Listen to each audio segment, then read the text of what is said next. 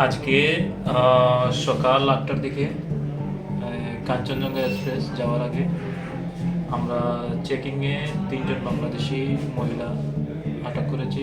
তাদের সাথে ইন্ডিয়ান দুজন পুরুষ আর একজন মহিলা ছিল।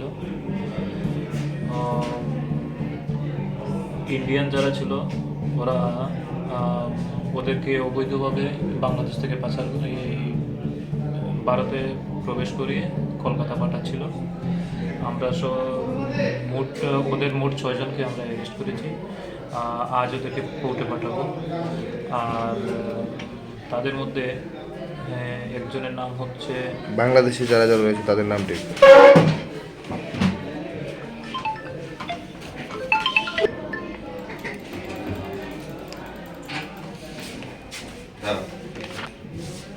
আমরা ইন্ডিয়ান যে 3জন ধরেছি তারা হচ্ছে আনজার